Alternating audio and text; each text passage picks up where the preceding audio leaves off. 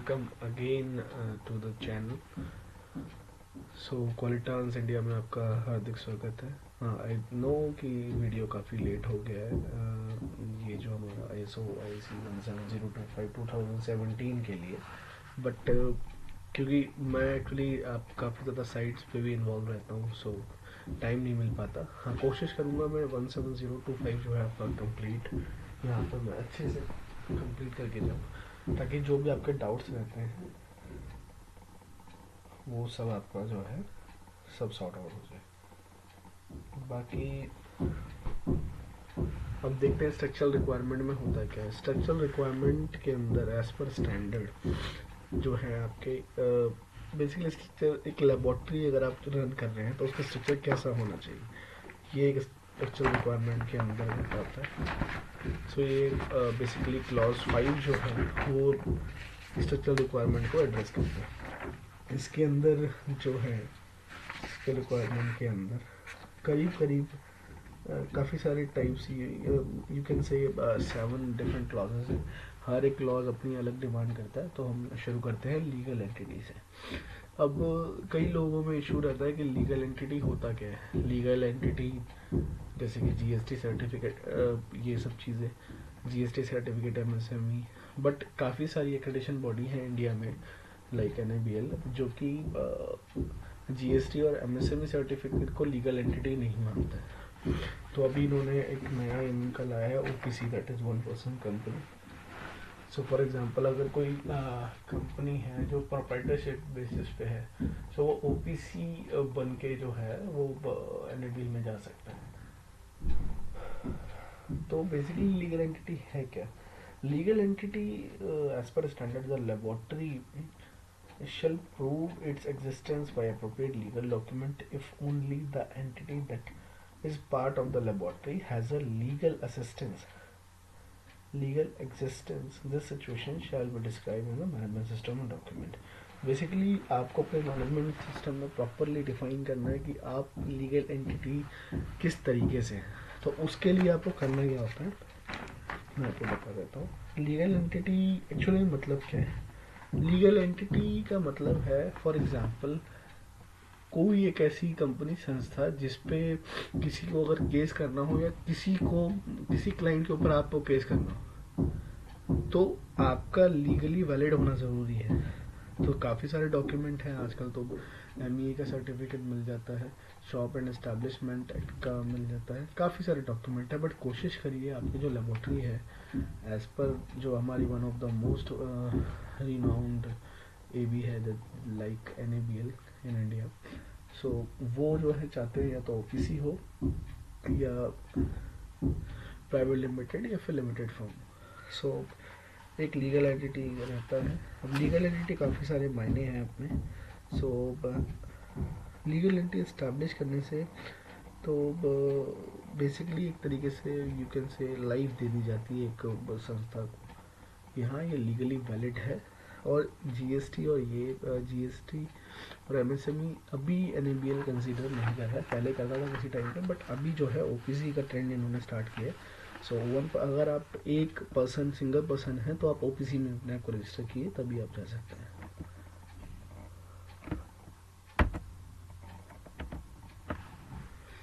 So next slide पे चलते हैं। अब प्रोप्राइटरशिप, पैन कार्ड, ये सब तो अब मना ही कर दिया है। आप किसी ट्रस्ट में अपना कंपनी एक्ट में रजिस्टर कर सकते हैं 1956 के बेसिस पे, 1956 के बेसिस पे, and Indian trust registration act में भी अपने आप को रजिस्टर करा सकते हैं। अब 5.2 क्या है? Identification of laboratory management include its members shall be documented laboratory person define quality assets resource and maintain laboratory maintain accreditation. Basically इसमें क्या है ना, लेबोरेटरी को डिफाइन करना पड़ेगा अपने मैनेजमेंट सिस्टम के अंदर कि एक पर्सन को डेजिग्नेट और नॉमिनेट करना पड़ेगा, ये सारा जो कार्यभार है ये कौन संभालेगा। सो फॉर एग्जांपल कई जगह क्वालिटी मैनेजर को ज़्यादा पावर दी जाती है, कई जगह टेक्निकल मैनेजर को ज़्यादा पावर दी जाती है कंपेयर बिकॉज सेल्फ डिसीजन है। फिर आ जाते हैं क्लॉज 5.3 पे। Laboratory the laboratory shall define and document the range of activities performed within their facility in accordance with the standard requirements. Compliance can only be claimed for the actual activities performed by the laboratory. तो इसमें laboratory actually में क्या scope और क्या लेके चल रही है, जैसे हम जिसे स्कोप और एक्रेडिटेशन बोलते हैं वो 5.3 क्लॉज के अंदर आ जाता है। तो वो लेबोरेटरी को डिफाइन करना पड़ेगा कि लेबोरेटरी जो है अपना रेंज टेस्टिंग और कैलिब्रेशन के लिए कहाँ तक, मतलब उसका रेंज क्या है वो चीज़, और कंफर्मिटी क्लेम करना पड़ेगा किस किस IS के रिगार्डिंग वो टेस्ट कर रहा है। IS जितने भी कैलिब्रेशन प्रोसीजर है दोनों ही बेसिकली ये स्टैंडर्ड आपका कैलिब्रेशन और टेस्टिंग दोनों के लिए एप्लीकेबल है। सो अभी एक एग्जांपल से एक समझ लेते हैं। The laboratory is required to specify the range, और लेबोरेटरी को अपना एक रेंज कंफर्म करना पड़ेगा। For example whether laboratory accreditation और not, for example metal analysis है, पीएच है, क्लोराइड है, ड्रिंकिंग वाटर है, रेंज कितना है, 10 टू प्रेशर अगर कर रहा है तो 10 to 100 बार्स है। ये सब अपना एग्जांपल हो गया। अब आता है कंप्लायंस पे। लेबोरेटरी एक्टिविटीज शेल ये है compliance. This paragraph encompasses the four whole system to fulfill this requirement. The laboratory should ensure that it meets the requirement of ISO C17025 and fulfill the need of their customary regulatory authorities and organization QMS system itself. The QMS must be designed to cover all the activities which the laboratory is seeking accreditation regardless permanent and all facilities. Term accredited laboratory का मतलब क्या होता है? Laboratory organisation जो कि किसी AB में, यानी NABL, इंडिया में काफ़ी सारी AB आ चुकी हैं। NABL है, FDAS है, QAI है, अब जो न्यू एक AB आई है IQAS है। सो ये जो है लेबोरेटरी एक्रेडिटेशन सिस्टम में एक्रेडिटेशन अभी दे रहे हैं। तो ये जिसको एक्रेडिट करती हैं यानी लाइसेंस देती हैं, वो उसको हम एक एक्रेडिटेड लेबोरेटरी कह सकते हैं। प्राइमरी फंक्शन इसका क्या है? वही है, पॉलिसी फॉर्मुलेशन है, process procedure development, contact review, reporting, final result, planning, conformity assessment, review, approval, decision of result of conformity, ये सब आपको देखना होता है। परमानेंट लेबोरेटरी क्या होती है? एक लेबोरेटरी जो कि कैलिब्रेशन और टेस्टिंग की लेबोरेटरी है, वो फिक्स लोकेशन पे है। This laboratory location address denoted to scope of accreditation. Organisation का मतलब क्या है? सभी जानते हैं, कंपनी हो सकती है, कंसल्टेंसी हो सकती है, पार्टनरशिप फर्म भी हो सकता है, अदर बॉडी इंडिविजुअल भी हो सकता है, जैसे OPC का भी ट्रेंड चल रहा है। मोबाइल लेबोरेटरी ये कैलिब्रेशन में होती है जनरली, मोबाइल जो कि फुल्ली कैलिब्रेशन में, जैसे हम लोग उनकी एक प्रॉपर एक वैन या फिर एक काफ़ी सारी कैलिब्रेशन लेबोरेटरी जो मोबाइल फैसिलिटीज़ भी रहती है, उनका प्रॉपर एक सिस्टम होता है, उसी के अंदर वो एनवायरनमेंट कंडीशन जो भी उनका है फैसिलिटीज़ वो सब मेंटेन करके चलते हैं।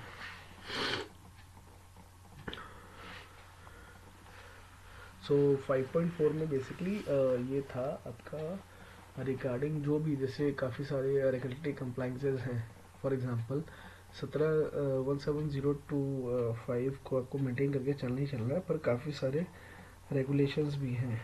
लेबोरेटरी के अपने कस्टमर की गाइडलाइन अलग है, रेगुलेटरी अथॉरिटीज़ अलग हैं, गवर्नमेंट जैसे कि PCB हो गया, एटॉमिक एनर्जी रेगुलेटरी बोर्ड हो गया, सेफ्टी रेगुलेशंस हो गया, फायर एंड सेफ्टी रेगुलेशन अलग तरीके से काम करता है, ड्रग कंट्रोलर हो गया, ब्यूरो ऑफ इंडियन स्टैंडर्ड हो गया, फसाई हो गया, काफ़ी सारी ऐसी संस्थाएं हैं, आपको उनकी भी गाइडलाइंस लेके चलनी होगी। बट हाँ, AB को उस चीज़ से लेना देना नहीं होना चाहिए कि वो ये चीज़ मेंटेन कर रही है, बिकॉज ये गाइडलाइन 17.025 की नहीं है, ये गाइडलाइन उन अपनी रेगुलेटरी कंप्लाइंसेस की है।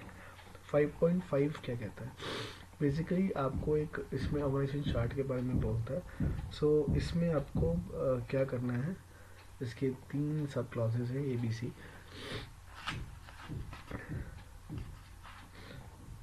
ABC। इसमें क्या है, क्रिएशन ऑफ ऑर्गेनाइजेशन चार्ट है, its fundamental requirement for laboratory consider accreditation, well defined. So basically आपको पूरा जो हायरार्की है अपना वो दिखाना पड़ेगा, किस तरीके से आपका ऑपरेशन जो है वर्क करता है, ठीक। सो ये आपको काफ़ी सारे चार्ट्स आपने देखे होंगे। फॉर एग्जांपल क्वालिटी मैनेजर है, क्वालिटी मैनेजर के अंदर डिप्टी क्वालिटी मैनेजर है, डिप्टी क्वालिटी मैनेजर के अंदर टेक्निकल मैनेजर है, टेक्निकल मैनेजर के अंदर सीनियर एनालिस्ट होता है, एनालिस्ट नीचे जो है एनालिस्ट होता है, director top of the most होता है समटाइम। तो वो सब चीज़ें लेके चलता है। तो ये आपका हो गया ऑर्गेनाइजेशन चार्ट का। बी में आया, there shall be a documentation for all person that define their authority and interrelationship. Reporting this can be documented in any manner define the information. So organisation chart जो है वो visually जो है inter relation जो भी है personnels के बीच में वो सब दिखाई देना चाहिए इन लोगों का, ठीक है। Laboratory must document it's procedure to ensure consistent application of activities related to established QMS to assure validity of results। अब यहाँ पे क्या है, the procedure the written documents be procedure instruction log sheet tags वगैरह जो consistent operation को दर्शाते हैं, ये सब आपको मेंटेन करके चलना पड़ रहा है। कई बार इंस्ट्रक्शन भी देखते हैं, लॉग शीट फॉर्मेट टैग्स, ये प्रोसीजर के अंतर्गत आ जाते हैं। अब आते हैं हम इसका जो है I think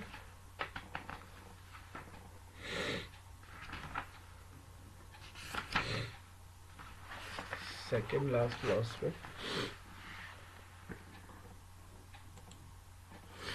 5.5 what does a consistent application mean in the context of this class। Basically इस क्लास पे लाइक कहता क्या है 5.5C में हम देख लेते हैं। 5.5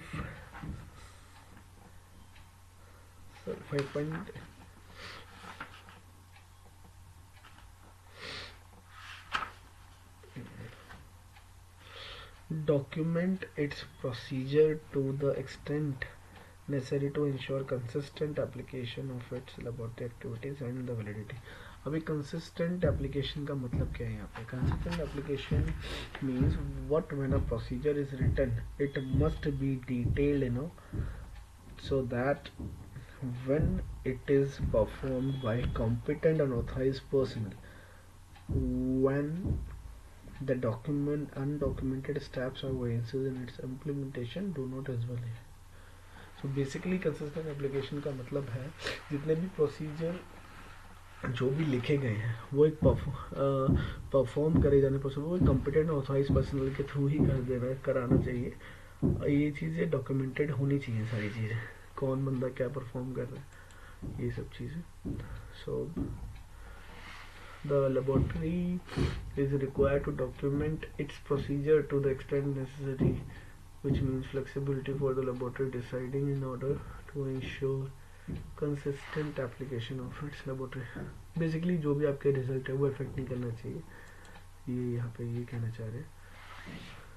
so for the following activities of procedure has documented is explicitly personal equipment, आपको पता है एक्सटर्नली प्रोवाइडेड सोर्स जितने भी आपके पीटी एजेंसीज हो गई, RMP सर्विसेज हो गई, ये सब इसके अंतर्गत आती हैं। कॉन्ट्रैक्ट्स ये हम आगे पढ़ेंगे कॉन्ट्रैक्ट्स वगैरह क्या होता है। 5.6 the new standard doesn't use the term quality manager. So basically यहाँ पे पहले जो आपका 2005 वाला जो स्टैंडर्ड था 2005 वहाँ पे क्वालिटी मैनेजर का यूज था टर्म का, बट यहाँ पर नहीं।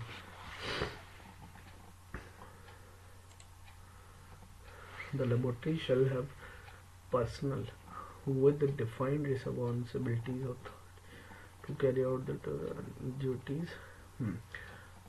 A है आपका implementation, maintenance and improvement of the management system, identification deviation from the management system or from deviation from the management system can be identified through the audit, feedback from the customer, interested party, etc। Initiation action to prevent or minimize such deviation, reporting to laboratory management on the performance of the management system, any need for improvement, and in ensuring the validity of, ये I think आप समझते होंगे। Basically laboratory को define करना पड़ना पर personal कौन बंदा इम्प्लीमेंट करेगा, इम्प्रोवाइज करेगा, मेंटेनेंस, ये सब चीज़ें देखेगा। जनरली क्वालिटी मैनेजर ये सारे काम करता है। तो ये लेबोरेटरी को जो है डिफाइन करना पड़ेगा।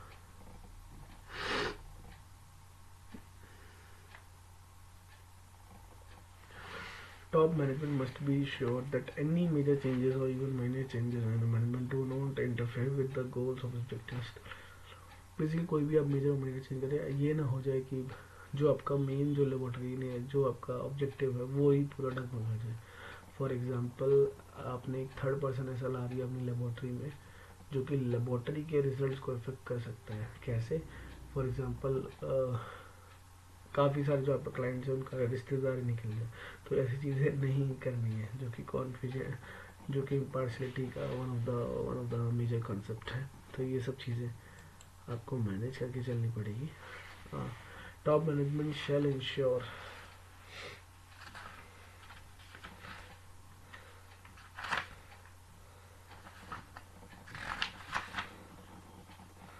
laboratory management shall ensure communication process regarding the effectiveness of the management are established. Standard का मैं एक बार डिटेल देख लेता हूँ। Communication take place regarding the effectiveness of the management system and the importance of meeting customer and other requirements.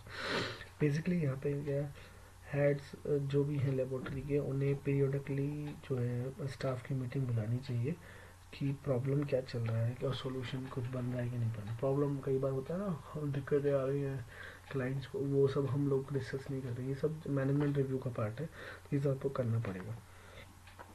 Where required, laboratory manager explains its staff